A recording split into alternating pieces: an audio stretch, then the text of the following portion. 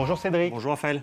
On va s'arrêter sur la situation de Kylian Mbappé ce soir. Il n'a pas été épargné, le footballeur français, par les critiques ces derniers temps. Il a même été au cœur d'une polémique. Et tout a commencé en fait après son escapade en Italie avec sa compagne pendant que le Real Madrid jouait un match de championnat le 3 mai. Une période où la star était blessée et indisponible. Furieux, des supporters madrilènes ont réclamé son départ. Une pétition a été mise en ligne le 5 mai. Alors il faut souligner que cette colère des madrilènes se dirige vers Kylian Mbappé parce que le Real Madrid, collectivement, enchaîne une deuxième saison sans titre collectif majeur. Et donc après la mise en ligne de cette pétition, plus de 12 millions de signatures en 24 heures. Aujourd'hui, le cap des 73 millions est dépassé. Vraie ou fausse colère populaire? On en parle avec notre invité aujourd'hui, Florian Silnicki. Bonsoir Florian. Bonsoir. Merci d'être avec nous sur France 24. Alors vous êtes expert en communication de crise, président fondateur de l'agence La Frenchcom. Est-ce que c'est ce type de pétition où il suffit de cliquer pour donner son avis sans inscription est crédible? Que chacun sache ici, ce soir, en nous regardant, que cette pétition est une arnaque. C'est une arnaque tout simplement parce qu'elle repose sur un mécanisme qui s'appelle l'astroturfing, c'est-à-dire que ça vise à créer artificiellement une mobilisation. C'est une arnaque parce que 73 millions de personnes, c'est plus que le chiffre total de la population de l'Espagne et du Portugal cumulés. Est-ce que l'on peut imaginer un seul instant que Kylian Mbappé ait suscité la colère de chacun des habitants de l'Espagne ou du Portugal? C'est plus que la population totale de la France, ça n'a aucun sens. C'est plus d'ailleurs, et j'en termine là, que toute pétition politique ou mobilisation nationale que n'importe quel pays du monde ait connue. C'est faux et il faut le garder en tête. Vous estimez qu'il est victime du premier lynchage numérique à l'échelle industrielle de l'histoire du sport. Comment vous en arrivez à cette conclusion ?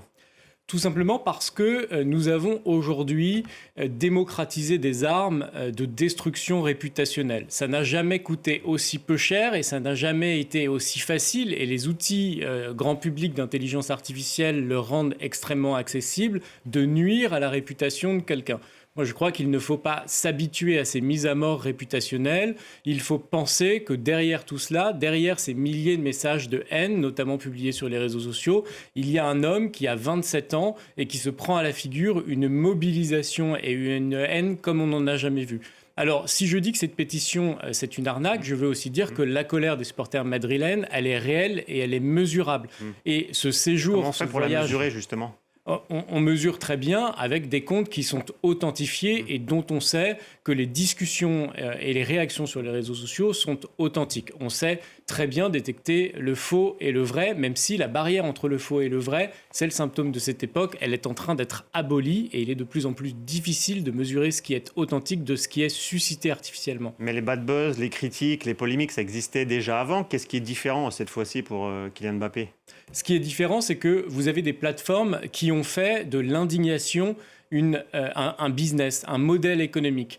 Et il est très intéressant pour les plateformes, les réseaux sociaux, de retenir par l'indignation qui est ce qui fait le plus durer le temps sur ces réseaux sociaux. C'est-à-dire que lorsque vous êtes indigné, vous passez beaucoup de temps à faire partager cette indignation à votre entourage sur ces réseaux. Vous commentez beaucoup, vous likez beaucoup, vous relayez beaucoup les publications.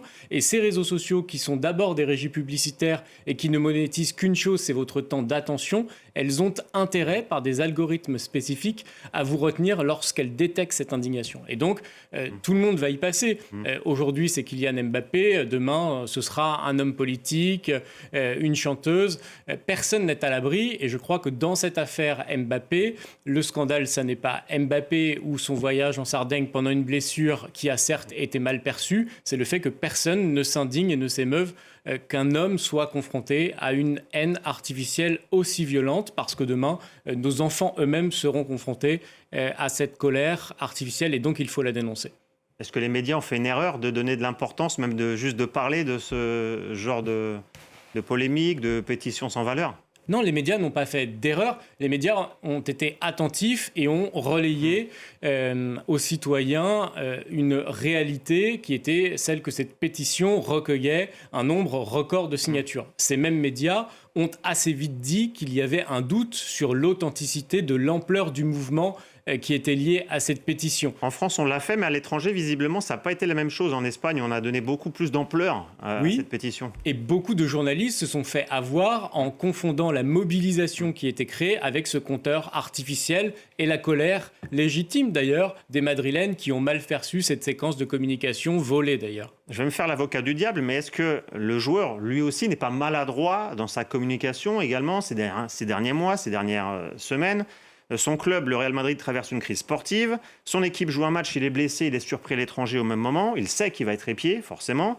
Lors du Classico contre le Barça, il avait fait un post sur Instagram pour encourager ses coéquipiers alors qu'il était encore blessé, il ne pouvait pas jouer, mais c'était une photo où son équipe était menée 2-0. Ça a été très mal interprété en Espagne. Un des derniers éléments aussi, c'est jeudi dernier, après le match contre Oviedo, où il se présente face aux médias, il est ironique face à son entraîneur, parce qu'il avait été remplaçant, en faisant comprendre qu'il n'est que le 4e attaquant de l'effectif. Tous ces éléments-là, ça a heurté les supporters madriennes. On reproche à Kylian Mbappé, globalement, son caractère individuel. Est-ce qu'il a été maladroit? Comment faire pour changer cette image? 2 points importants. D'abord, en communication, il n'y a souvent pas de fumée sans feu. C'est-à-dire que vous récoltez ce que vous avez semé. La réputation, c'est une sorte de karma. Vous accumulez des points.